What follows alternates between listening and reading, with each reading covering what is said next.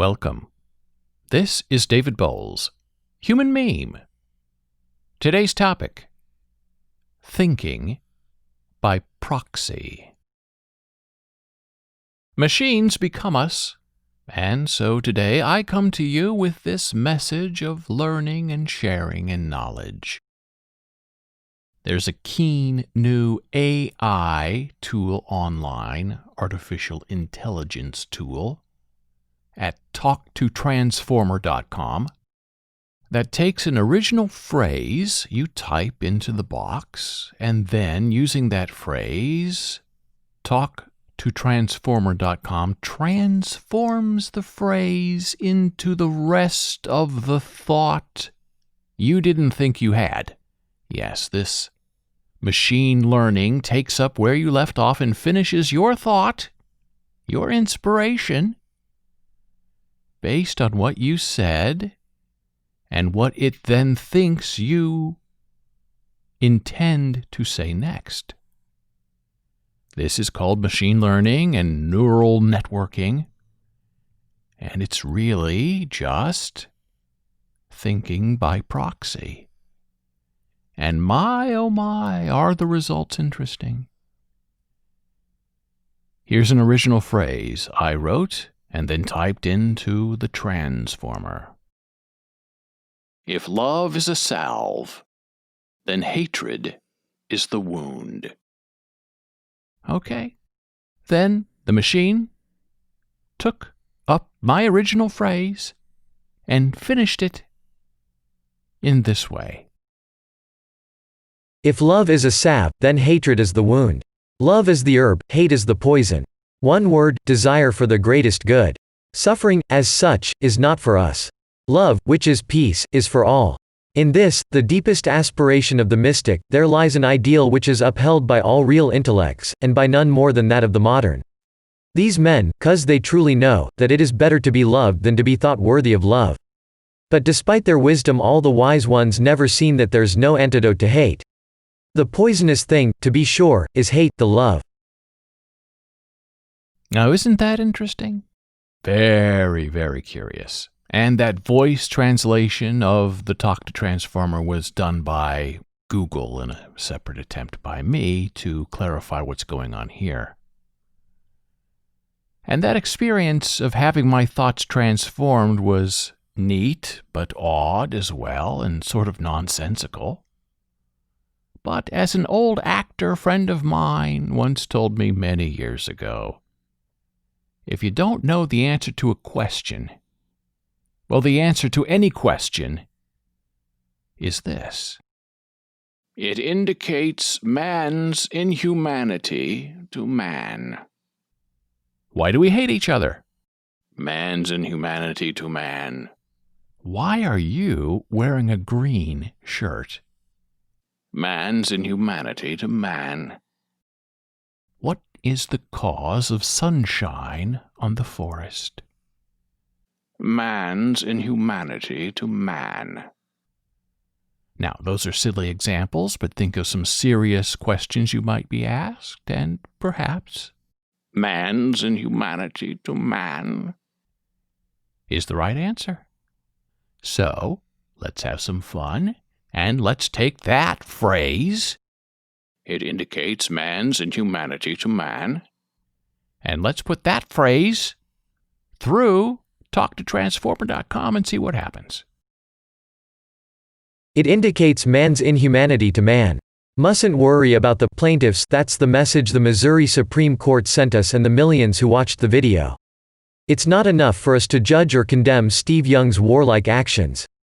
The court declared that all 3 of the 21 plaintiffs, the parents of an Army veteran killed in the fight, the grandparents of a wounded soldier who had passed away, and the brother of a sniper killed by Young in the Taliban war, were, in some way, responsible for their son's death. Mizzou's trademark attempts to justify Young's fight violate the Constitution as with all guilty verdicts. Well, that was not as fun as I thought it might be. In fact, it was slightly strange, rarely radical. But that is tech today. So now, my human meme friend, what is the next step in thinking and expression. Well, I guess the next step in anything in America is monetization, right? How can we make big bucks off a neural network that can think and react and finish people's sentences for them?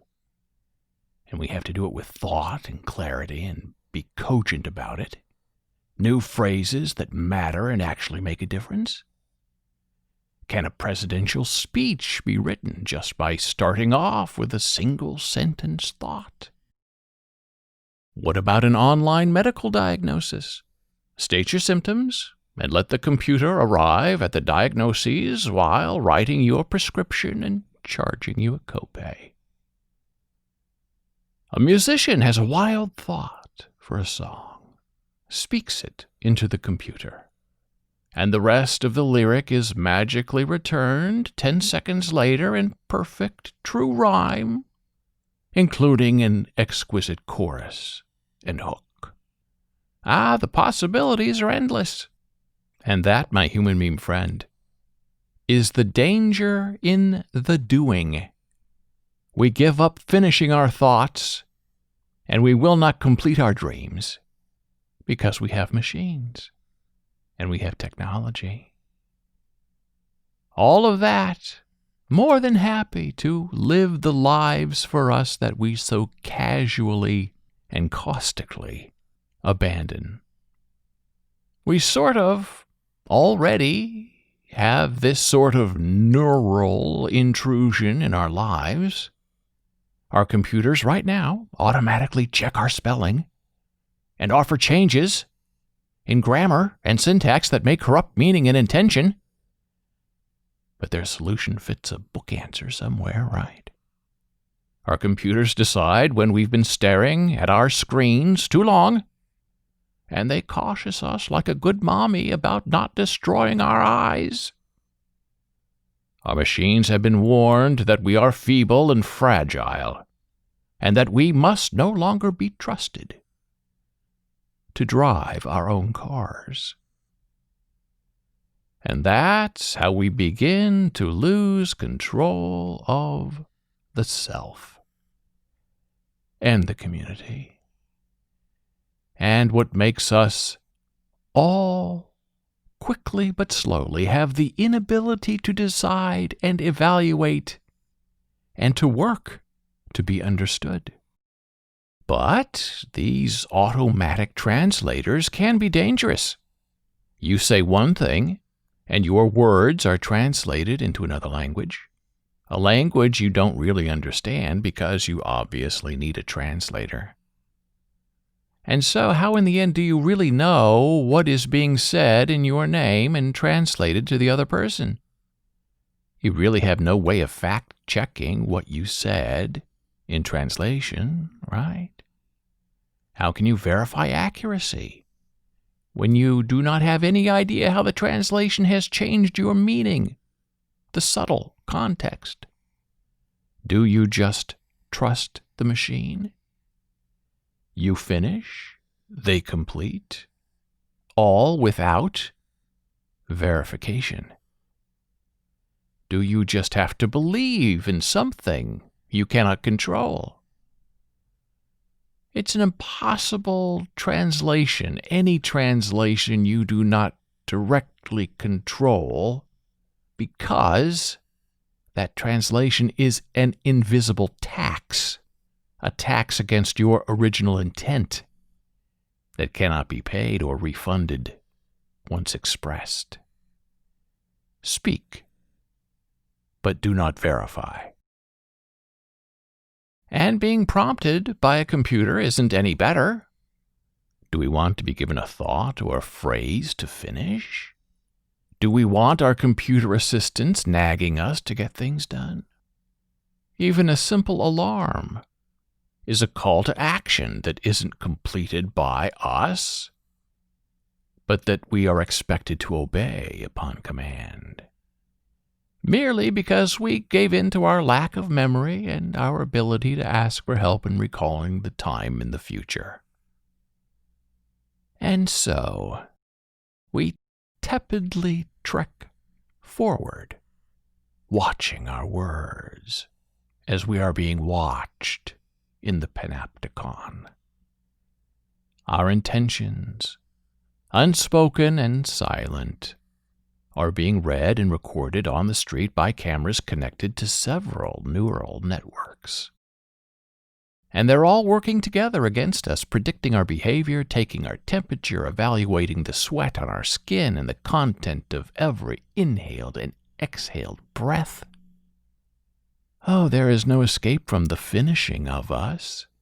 Speak a word, get a result. Collapse a thought, get an abandonment.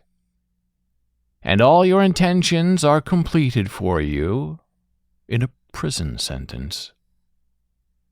Nobody will be exempt from this behavior predicting into punishment, except for those who invented the technology and those who know how to escape it.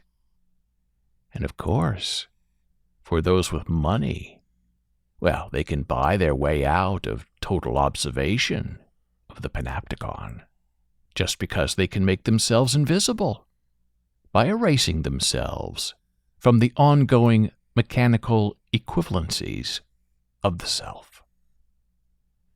Is there any way to escape this neural network stalking us?